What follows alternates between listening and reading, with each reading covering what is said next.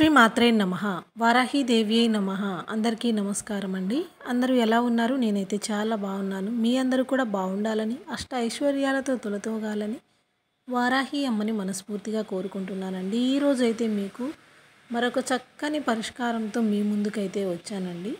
అలాగే ఇంట్లో ధన సంబంధమైన బాధలన్నీ తొలగిపోయి ఇంట్లో లక్ష్మీదేవి కొలువై ఉండాలన్నా, లక్ష్మీ కటాక్షం కలగాలి అన్నా, ఎప్పుడు ఇంట్లో ధన ప్రవాహంలా వస్తూ ఉండాలి అంటే కనుక ఈ చిన్న పరిహారాన్ని చేయండి. మీకున్న ఆర్థిక సమస్యలన్నీ తొలగిపోయి ఇంట్లో ధనం ఎప్పుడూ నిలవ ఉంటుందన్నమాట.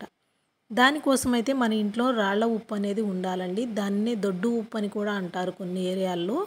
ఆ రాళ్ల ఉప్పు అనేది ఎప్పుడు కూడా ఇంట్లో ఉంచుకోవాలండి. అస్సలు లేకుండా అనేది ఉండకూడదు. అయిపోతుంది అనగా 4 రోజులు ముందుగానే మరొక ప్యాకెట్ కానీ తెచ్చుకొని ముందే ఇంట్లో ఉంచుకోవాలి. ఎందుకంటే రాళ్ల ఉప్పు అనేది లక్ష్మీదేవిగా పోల్చుకుంటూ ఉంటాం కాబట్టి ప్రత్యేకంగా అలా చెప్పడం జరిగింది. ఇప్పుడు ఈ ఉప్పులోనే మనం పెట్టబోయే ఒక్క చిన్న వస్తువుతో మన ఇంట్లో లక్ష్మీదేవి కొలువై ఉంటుందన్నమాట. దానికోసమైతే కనుక మీరు ఒక ఎర్రని కర్చీఫ్ లాంటిది కానీ, ఏదైనా ఒక బ్లౌజ్ పీస్ లాంటిది ఎర్రగా ఉన్నది కానీ, పసుపు రంగుగా ముక్క కానీ ఖచ్చితంగా తీసుకోవాల్సి ఉంటుంది. తీసుకున్న తర్వాత ఆ ముక్కలో మన ఒక్క పలుకులు అంటే మొద్దు ఒక్కలంటే చాలామందికి ఐడియా ఉంటుందండి. ఆ ఒక్కలని 9 వేయండి. అలాగే కొద్దిగా పచ్చకర్పూరం వేయండి. పచ్చకర్పూరం కూడా మనకి లక్ష్మీదేవికి చాలా ప్రీతికరం, లక్ష్మీ కటాక్షాన్ని కలిగిస్తుంది.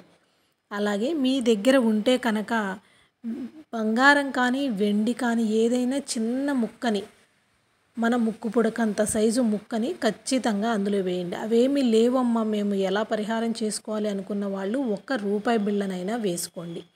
ఇప్పుడైతే వాటిని ఒక్క పలుకులు, పచ్చకర్పూరం, రూపాయి కాయిన్ మూడింటిని మూటలాగా కట్టేసి మీరు ఇంట్లో వంటగదిలో ఎక్కడైతే కళ్ళు ఉప్పు, రాళ్ళ ఉప్పు పెట్టుకుంటామో ఆ డబ్బాలో ఈ మూటని పెట్టేసి పైన ఉప్పు వేసేసుకోండి. అలా వేసుకున్న తర్వాత మీరు ప్రతిరోజు కూడా ఆ ఉప్పునైతే ఉపయోగించుకోవచ్చండి.